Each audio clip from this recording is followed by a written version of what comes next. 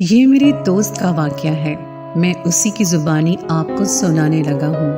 میرا دوست علی ہے۔ اس نے بتایا کہ جب بارش ہوتی ہے تو میں اکثر اپنا بستر اٹھا کر چھت پر سونے چلا جاتا تھا، کیونکہ اس میں سونے کا مزہ ہی کچھ اور ہے۔ وہ بھی ایک گرمیوں کی رات تھی جب گھر والے چھت پر سو رہے تھے۔ اچانک رات کو بارش ہونے لگی تو سارے اپنی چادر تکیا سنبھال کر نیچے بھاگے، مگر میری عادت تھی کہ میں نیچے کی چٹائی اپنے اوپر ڈال کر سوتا رہتا تھا جب تک بارش زور نہ پکڑ لیتی، کیونکہ مجھے ایسا بہت اچھا لگتا تھا۔ اس رات سب گھر والے نیچے چلے گئے اور میں اکیلا چٹائی ڈالے سو رہا تھا کہ اچانک مجھے دو بلیوں کے زور سے لڑنے کی آوازیں آئیں۔ لڑتے ہوئے ان کی آوازیں بہت بری لگ رہی تھیں۔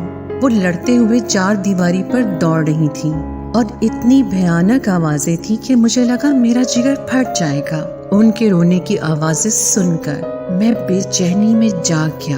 پہلے سوچا کوئی جوتا اٹھا کر ان کو بھگا دوں گا، پھر سوچا کہ میں اندھیرے میں جوتا کہاں ڈھونڈوں گا، تھوڑی دیر بعد خود ہی لڑ کر تھک جائیں گی تو چلی جائیں گی۔ اچانک خاموشی ہو گئی۔ میں دوبارہ غنودگی میں چلا گیا۔ تب بھی ایک بلی کی زوردار چیخ میری چارپائی کی عین نیچے سے آئی اور میں اچھل پڑا۔ میں نے چارپائی کے نیچے جھانکا مگر وہاں کچھ نہیں تھا۔ میں نے ادھر ادھر دیکھا مگر کچھ بھی نہیں تھا۔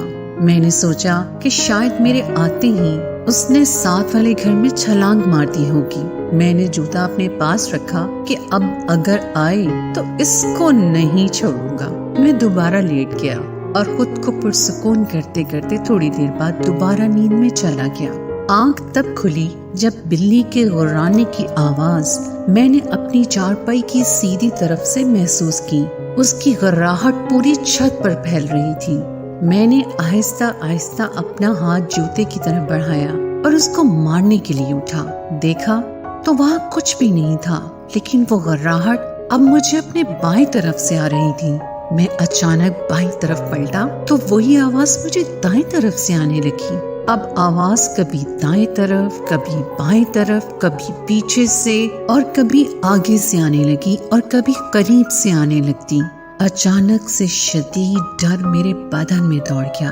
میری پنڈلیاں اور پیر سن ہو گئے۔ لگا کچھ تو گڑبڑ ہے۔ اچانک میری نظر پڑی تو ایک سیاہ بلی دیوار پر بیٹھی آنکھوں سے مجھے گھور رہی تھی اور اس کی آنکھیں انگاروں کی طرح لگ رہی تھی۔ میں کانپتا ہوا اسے دیکھ رہا تھا۔ اتنی ہمت نہیں تھی۔ میں بھاگ کھڑا ہوا، پھر وہ اچانک بڑی ہونے لگی اور میرے دیکھتے ہی دیکھتے وہ بکرے جتنی بڑی ہو گئی اور ایسی نظر آ رہی تھی جس طرح نیشنل جیوگرافک چینل میں چیتا ہوتا ہے، کیونکہ وہ بالکل سیاہ بلی تھی۔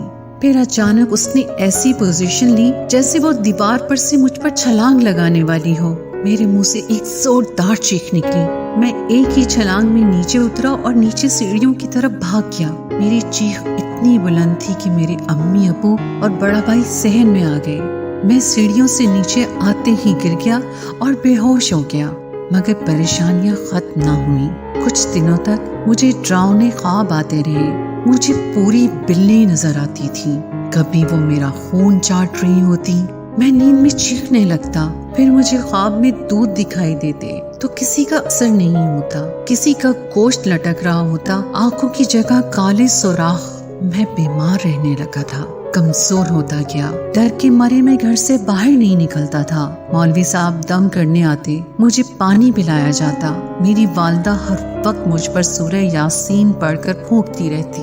افاقہ ہوتا مگر پھر وہی حالت ہو جاتی تھی۔ سوتے سوتے چیخے مار کر بے ہوش ہو جاتا۔ ایک روز میں بیٹھا پڑھ رہا تھا کہ کسی کام سے کمرے میں اندر اپنی امی کے پاس گیا۔ مجھے ایک دم ڈر سا لگا تھا۔ میں اپنی امی کے پاس گیا کہ وہ مجھ پر کچھ پڑھ کر پھونک دیتی۔ میری امی میری طرف پیٹھ کیے الماری کھولے کپڑے رکھ رہی تھی۔ میں نے امی کو پکارا مگر انہوں نے مجھے کوئی جواب نہیں دیا۔ میں ان کے قریب گیا اور ان کو میں نے زور سے آواز دی تو انہوں نے مجھے مڑ کر دیکھا، مگر وہ میری والدہ نہیں تھی۔ وہ خوفناک شکل کی عورت تھی۔ اس کا رنگ تانبے جیسا، آنکھیں اس کی سرخ اور منہ کا دھانا بڑا تھا۔ وہ ہاتھ پھیلائے ہنسی چلی جا رہی تھی۔ और मुझे अपनी तरफ बुला रही थी। उसके दांत चमक रहे थे। मैं तो पहले ही डर की वजह से अपनी वालदा के पास कुछ दम करवाने आया था। उस औरत की शक्ल देखी तो वहीं बेहोश हो गया। जब होश आया तो मौलवी साहब मेरे सराहने बैठे कुछ पढ़ रहे थे। मेरे अबू शदीद परेशानी में बैठे हुए थे। मौलवी साहब के पूछने पर उनको मैंने सारी बात बता दी तो वो सोच में पड़ गए। फिर इस तरह के वाकयात मेरे अलावा मेरे घर के दूसरे अफराद के साथ भी पेश आने लगे।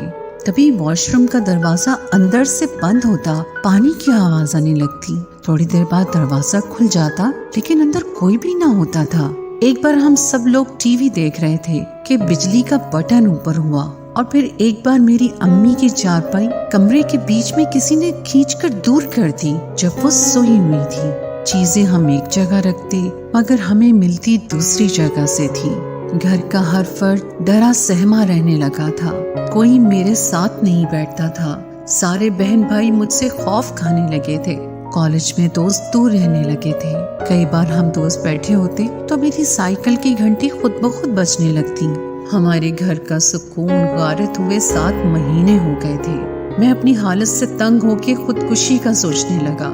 फिर एक रोज हमारे मौलवी साहब अपने साथ एक बुजुर्ग को लेकर आए और बताया कि ये मेरे मुर्शिद हैं। वो बुजुर्ग सफेद कपड़ों में थे, सफेद अमामा था, चेहरे पर सफेद दाढ़ी थी और माथा ऐसे चमक रहा था जैसे रोशनी फूट रही हो।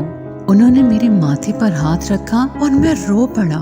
मेरे वालिद साहब ने सारे वाकयात उनको बताए। वो सुकून से बैठे सुन रहे थे।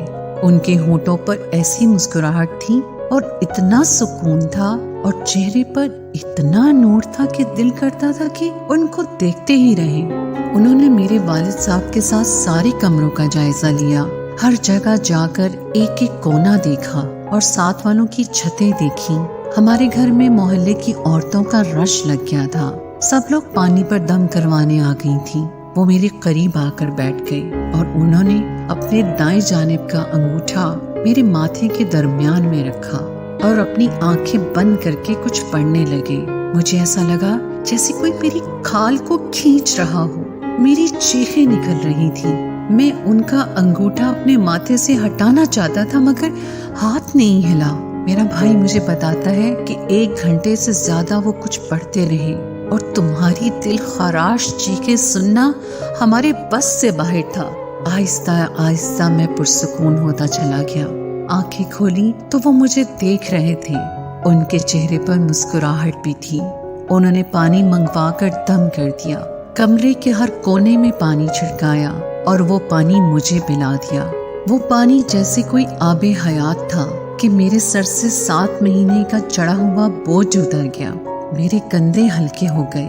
मेरे जिस्म में सुकून होने लगा। मेरी बुझी आंखें रोशन हो गईं। मैं उठ गया और उनकी हथेली पर सर रखकर रोने लगा।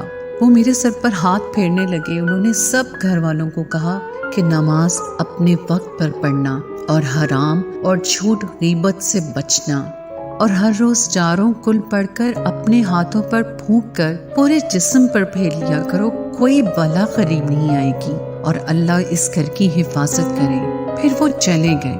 आज इस बात को तो 7 साल हो गए हैं और अल्लाह का शुक्र है कि फिर कोई वाकया पेश नहीं आया। अभी भी 4 कुल 3 बार पढ़कर अपने हाथों पर दम करके पूरे जिस्म पर फेरता हूँ।